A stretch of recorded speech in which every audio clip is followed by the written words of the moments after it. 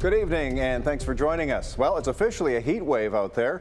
People across Ontario and Quebec are sweating it out tonight in extreme heat and humidity. Now, emergency cooling centers have opened, and in Quebec, 2 deaths are linked to the heat. The hottest major city today was Toronto. Thermometers peaked at 34 degrees, but it felt like plus 45 because it's so humid. Our Mike Drolet is in Toronto tonight with more on how people are coping. Mike.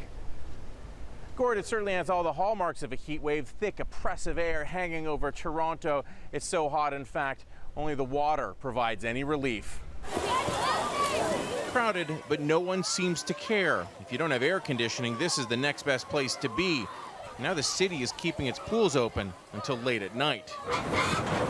Animal rights activists use the heat to make a point, feeding water and watermelon rinds to pigs on the way to the slaughterhouse. Oh my God. Oh. Just 2 examples of how the heat is affecting life in Toronto. But based on the definition, 3 consecutive days of 32+ degrees, it won't be a heat wave. Officially, that is, until tomorrow. Ottawa, however, qualified today. It was hot.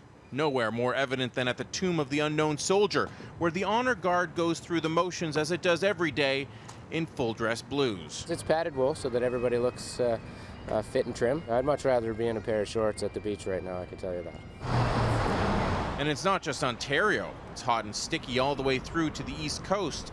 The Humidex in some parts reaching into the mid-40s. There is this really dome that's sitting over. It's like putting the sky dome over eastern Canada. And the air is sinking and it's warming up. A sharp contrast to last week when record rainfall flooded much of Toronto. This hydro station's basement was filled with 1 million liters of water. This morning, as officials discussed repairs, it was the heat causing problems. That's melting the tape on the microphone right in front of us. And that heat can be dangerous. We put a thermometer in a car. We sped up the video, but in under 5 minutes, the temperature increased from 20 to 55 degrees. A reminder that leaving a child or pet in the car can be deadly. Children can be in serious distress within minutes and become unconscious within 10 to 15 minutes, depending on their age and how hot it gets. Now, there is some good news. Ontario is well off the pace to break its power usage record. There are some exceptions, like Guelph, which has seen 2 record-breaking days in a row.